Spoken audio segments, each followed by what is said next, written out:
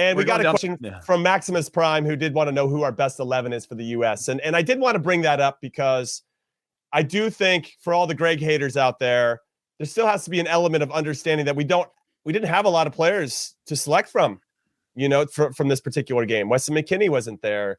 Pulisic, Reyna. There's Anthony Robinson. So we're all of a sudden feel really thin on the left side. Dest, I think, was nursing an injury from, we're missing out on John Anthony Brooks didn't even come. Tim Ream didn't come. We're missing some pieces here. That said, I still don't think he got the lineup right, given what he did have at his disposal. But yeah, it's really interesting with regard to the current situation. So before we actually get to the best 11, being able to choose everybody, I guess, from a healthy squad, if you want to go there. But I did want to say, why didn't Matthew Hoppe play this game? And what are your thoughts on potentially Chris Richards not getting to start in this one? Was it just because Walker Zimmerman played so well and McKenzie deserved a look after his performance against Honduras in the first qualifying window? Because I want to see Chris Richards play. And if you're going to roll out all those changes, why not roll out everybody, But I was actually kind of curious about Richards and then Matthew Hoppe. Any chiming in on that? Yeah, and by the way, for anybody who's just tuning in, make sure you throw those comments in. And if you haven't already, you're just wandering upon this page, make sure you subscribe. We talk about all things all the time. Jimmy and I taking over right now the pod for this CONCACAF qualifying. But look, I think Matthew Hoppe is one that's confusing to me because he seems to not care who he's playing against. He kind of just has, again, that same Brenden Aaronson energy where you're like, well, at a minimum, he's going to run at guys. He's going to try things. He's going to work. He's going to fight back. He's going to have that energy that I think is so infectious in this team. And so I'm a little bit surprised. Chris Richards, again, hasn't been great in the national team, but he's playing every game in the Bundesliga again. And I think there's something to do with that. Gianluca Busio looks great for Venezia right now. Yeah, the team's struggling. And yeah, he's very, very young, just like Chris Richards. They're actually super young. But what's the difference? And if I'm Mark McKenzie, I'm going, hey, man, why do I get to play these away games? Why can't I get the Jamaica game at home? Why can't I get it where we're spread high and wide and I get to hit a few nice little diagonals? And if I don't, my winger's clapping his hands to me instead of going like, man, keep the ball. The difference is like you hit a long ball in a game where your team is buzzing and people go, oh yeah, nice try. Down in Central America, everybody's yelling at you to keep the ball, stop turning it over. So I again, those are some of the changes that I'm wondering. Matthew Hoppe is a player that I think should have had a role in these first couple of games and could certainly disrupt play. And I think even off the bench, when you're talking about bringing that energy off the bench, I'm just not sure. We brought in DeAndre Yedlin. We need a goal, bring on Matthew Hoppe, throw as many guys forward as we can. And at the end, we got Walker Zimmerman going up top, right? I know at that point we didn't have any subs, but it's just been like, why we need to just shifted to a back three at that point? Like we give up another goal. Well, at least we were trying to push forward. That's what gets me a little bit frustrated. Again, to reiterate what Heath said, if you're new here, hit that, we call it a subscribe button here. Hit that subscribe button. Leave us a comment about how you're feeling about the U.S. men's national team's performance against Panama. We're obviously frustrated. I can tell that. Jimmy, we got a hot take on the screen right now. A real hot take. What is it? Richards is better than Zimmerman and McKenzie. Not necessarily a hot take. I mean, Chris Richards, young. He's still unproven at the national team level, which I think that would be the only caveat is that he's still unproven. But in terms of fantastic in the Bundesliga, and by the way, Hoffenheim's a huge club. Yeah. So do you think that's a hot take, or do you think Jesse A is onto something there? And again, it's a little bit critical in these away games, but like, is there something to that? So here's what I'll say. Yes, there is something to it. The benefit that a couple of our players got that are now kind of considered our first teamers was the Gold Cup. Mm-hmm. Okay. Matt Turner came in, had a lot to prove, played tremendous. He's our unquestionable number one right now as goalkeeper. Miles Robinson comes in. We're hoping, talking about James Sands, talking about all these other guys. Miles Robinson, by the end of the tournament, obviously he scores the winner against Mexico. That's always going to help your cause. But that he secured his spot. Chris Richards hasn't had that type of run yet. He hasn't had that run of games where he can prove himself.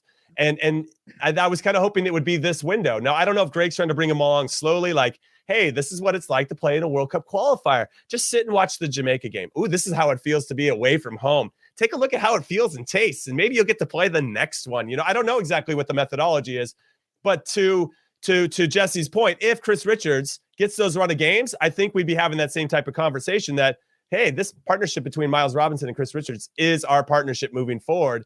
And that could be John Anthony Brooks on the sideline, which would be kind of crazy because when he's in peak form and playing well, he's arguably one of our best center backs as well.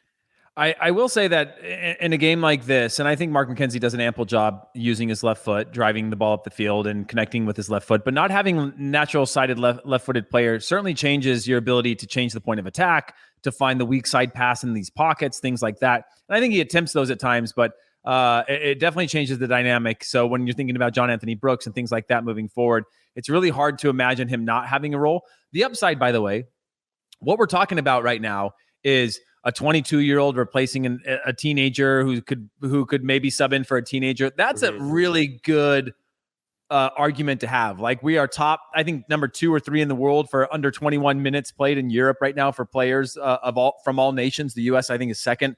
We have all these players coming through the pipeline right now, and we're getting valuable experience. I will say this. The U.S. went and lost to Panama. It is really easy to go out of these games with a point and then not learn anything, right? When we were getting punched in the face in that first round, different players playing, different experiences, they came out of that with experience in the second half against Honduras and go, okay, that's what it's going to take. Now, I don't think we did that. I don't think we even got close to doing that. No, it never looked like we were going to score. No, but I will say that this is another learning experience for this team. Okay, it feels really good to draw and learn, right? But when you lose and have to learn from that and know that, okay, we lost everything in that game. We lost the fight, we lost the battle, and we lost all the points. And the whole world is now looking at us to now have to bounce back with a little bit of pressure. I think you continue to learn in these situations. Fortunately, we're not in a bad place in the table. We're playing this next game at home against Costa Rica, who I think we're much better than, though I think Costa Rica is now going to have a different confidence. And so it is a learning experience. I don't want it to be all doom and gloom with this team. It was certainly a poor performance, an unacceptable performance. But as Aaron Hall is saying right now, Scally is better than Bello, Yedlin, Moore, et cetera, et cetera, et cetera. And again, another versatile player who can play fullback on either side. All right, I'm going to ramp up and just answer the question from before with Maximus Prime. I don't know what his name was, actually. Maximus, I don't know. Maximus something. So I'm going to go Turner in goal right now. I will say Anthony Robinson, left back, 4-3-3. Anthony Robinson, John Anthony Brooks. If everybody's healthy and fit and ready to go, Miles Robinson next to him, Serginho Dest on the right. Tyler Adams holding in right in front of them. Weston McKennie, Yunus Musa. I like that 3 a lot. I love that. Oh my gosh. When you say that midfield, I get so excited. Say it one more time. Say that 3 one more time. Yeah. Tyler Adams holding, and then right in front of him, Weston McKennie and Yunus Musa. I love that. I love that midfield. Great. Inject it straight into my veins. I tweeted that out not too long ago. And then I think you have Pulisic on one side. Ricardo Pepi, I think it's the guy, man. I really do, until proven otherwise. You could obviously maybe flip-flop. You have a Hoppe. You could have a Daryl Dike, a Josh Sargent. Jordan. I mean, it's kind of cool that we can maybe pick and choose who we want up there, but I think Ricardo Pepi is the hot guy. And the fact that he didn't start when he's this red hot gets me a little frustrated too. But just to finish out this lineup, right now, I kind of have Brenden Aaronson over Gio Reyna. And